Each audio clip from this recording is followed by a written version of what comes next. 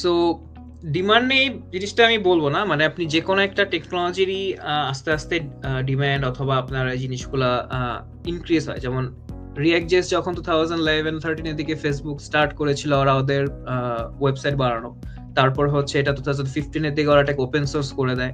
তারপর React.js এর বিশাল একটা কমিউনিটি ক্রিয়েট হয়। এখন আস্তে, আস্তে জিনিসটা React.js থেকে React এর যে ফ্রেমওয়ার্ক Next.js এ চলে আসছে। সো এখন মানুষ শুধু React.js নিয়ে আসে না। React.js এ কিছু প্রবলেম ছিল বা কিছু প্রবলেম বলবো না, কিছু আপনার লিমিটেশনস ছিল। সো ওই লিমিটেশনস থেকে হচ্ছে আপনার Next.js টা চলে আসছে। এটা কি আপনার হয়তোবা আপনার স্ট্যাটিক সাইট জেনারেশন বা এই টাইপের জিনিসগুলো, বাট রিঅ্যাক্টর ডকুমেন্টেশন কিন্তু এখন আপডেট করছে রিঅ্যাক্ট 18 এর যে আপনি ডকুমেন্টেশন দেখে থাকেন। সো এখন আপনাকে যেটা করতে হবে, আপনি যুগের সাথে সাথে নিজেকে জাস্ট আপডেটেড করতে হবে। আপনি রিঅ্যাক্ট শিখেছেন, আপনি রিঅ্যাক্ট শিখে আপনার থেমে থাকলে হবে না। আপনার এখন রিঅ্যাক্টের ফ্রেমওয়ার্ক নেক্সট ডে শিখতে হবে।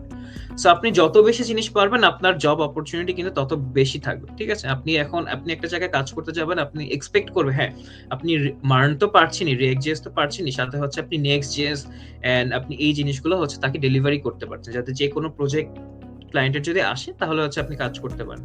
সো আমি যদি বলি নট লিঙ্কডইন, তার হচ্ছে লিঙ্কডইন ছাড়াও আরো যে সকল আপনার জব সার্চিং প্ল্যাটফর্ম গুলো রয়েছে, যেমন ইনডিড আছে, ওখানে দেখতে পারেন। তারপর হচ্ছে হ্যান্ডশেক আছে, হ্যান্ডশেকে দেখতে পারেন। সো এগুলাতে হচ্ছে আপনারা প্রতিনিয়তই আপনার মার্নের জব পোস্টিং হচ্ছে এবং এদের স্টার্টিং স্যালারি কিন্তু ভালোই।